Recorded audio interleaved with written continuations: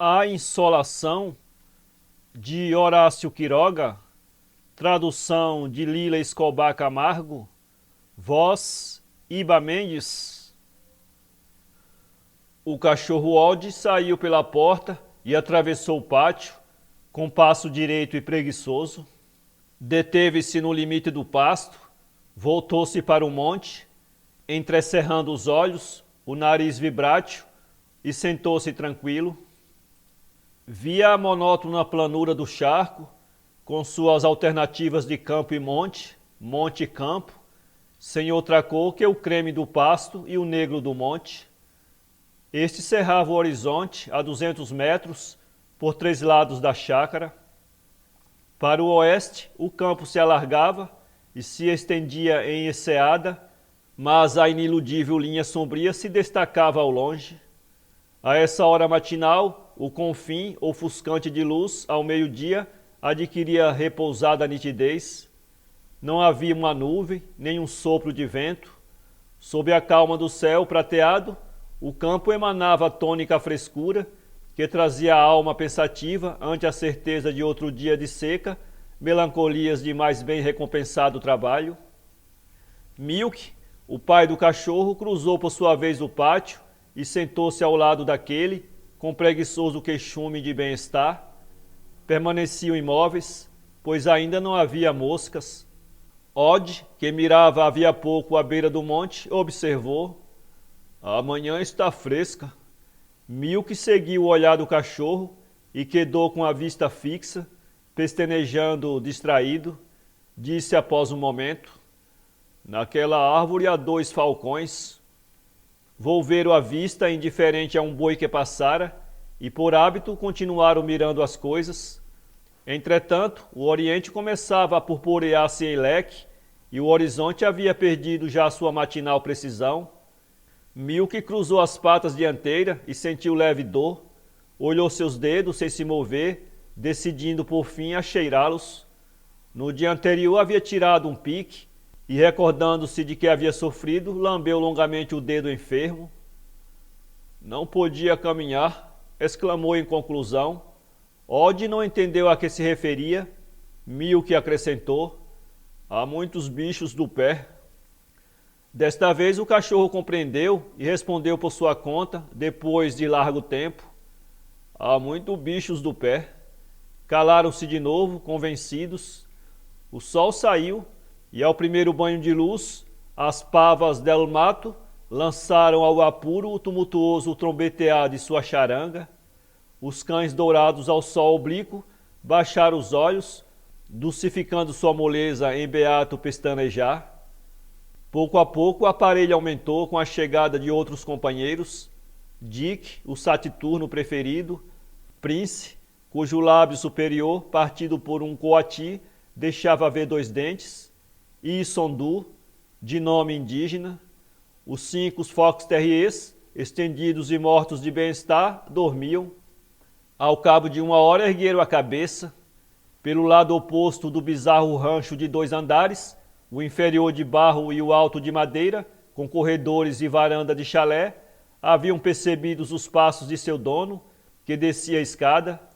Mr. Jones, de toalha ao ombro, deteve-se um momento ao canto do rancho e mirou o sol, alto já. Tinha ainda o olhar morto e o lábio pendente, devido à sua vigília de uísque, mais prolongada que as habituais. Enquanto se lavava, os cães se acercavam e lhe cheiravam as botas, meneando o rabo com preguiça. Como as feras amestradas, os cães conhecem o menor indício de borracheira em seu amo. Afastaram-se com lentidão, a deitar de novo ao sol. Porém, o calor crescente os fez logo abandonar aquela sombra pela dos corredores. O dia avançava como os precedentes de todo esse mês, seco, límpido, com 14 horas de sol calcinante, que parecia manter o céu em fusão e em que um instante quebrava a terra molhada em crostas esbranquiçadas. Mr. Jones foi à chácara, olhou o trabalho do dia anterior e retornou ao rancho. Em toda essa manhã não fez nada, almoçou e subiu a dormir a sesta. Os trabalhadores voltaram às 2 à carpição, não obstante a hora de fogo, pois os joios não deixavam o algodoal. Atrás deles foram os cães, muito amigos da cultura, desde que, no inverno passado, aprenderam a disputar aos falcões os insetos brancos que levantavam o arado. Cada um se deitou sob um algodoeiro, acompanhando com seu ofego os golpes surdos da enxada.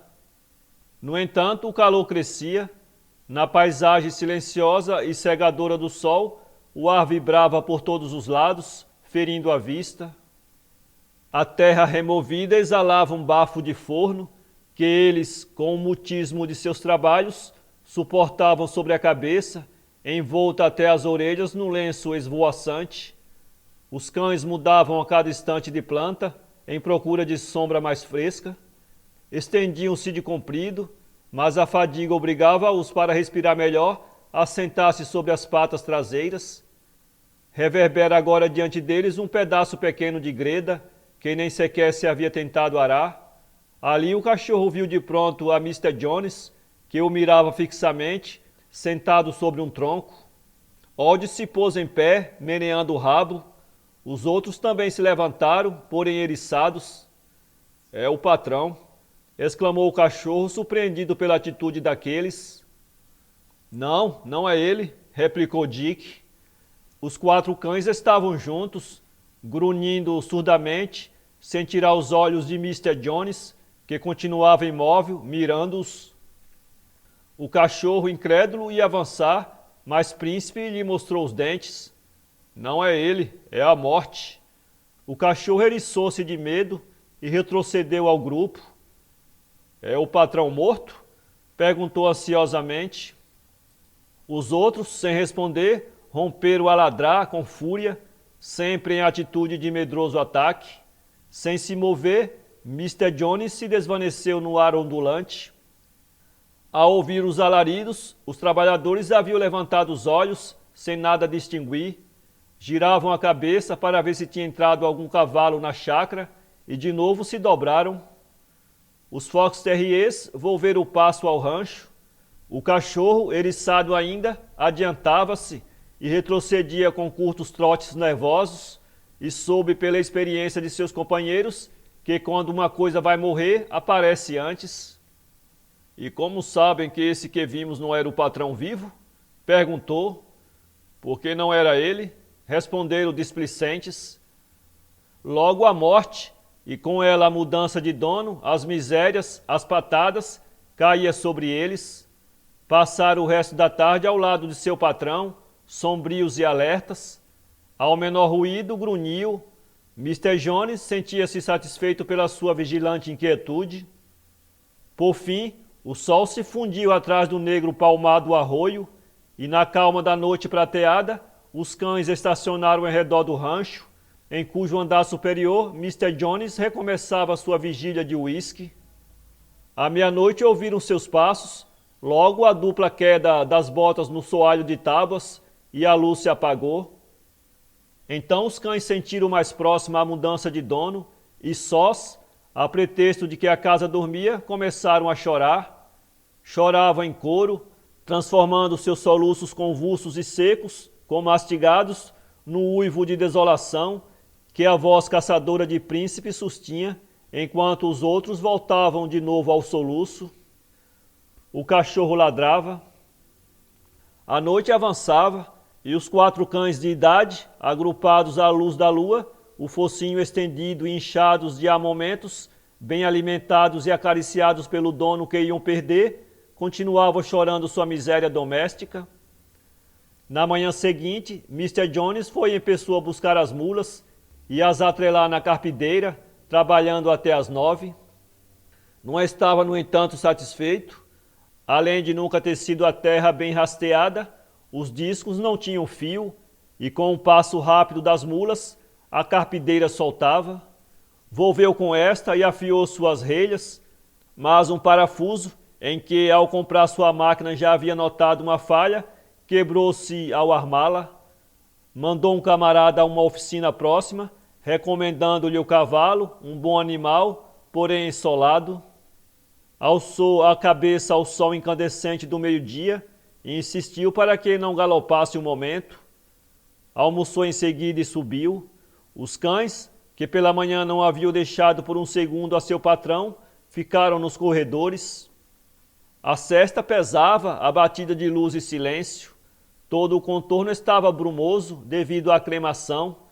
Em redor do rancho, a terra branca do pátio, deslumbrada pelo sol a pino, parecia deformar-se em trêmulo fervor que adormecia os olhos pestanejantes dos fox terriers.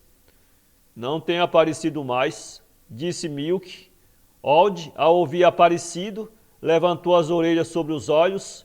Desta vez o cachorro, incitado pela evocação, pôs-se em pé e ladrou, procurando. Calou-se logo com o grupo, entregue à sua defensiva caça de moscas. Não venho mais, juntou em sondu.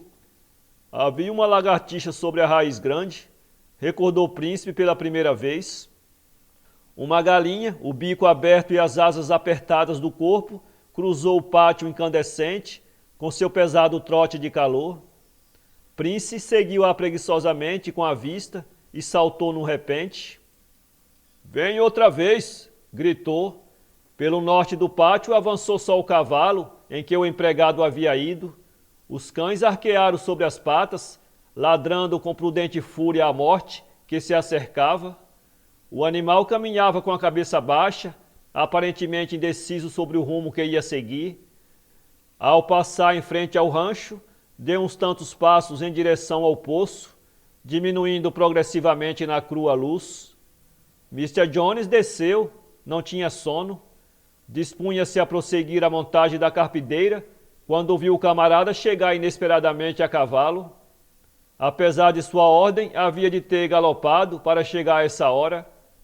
Culpou-o com toda a sua lógica racional, a que o outro respondia com evasivas.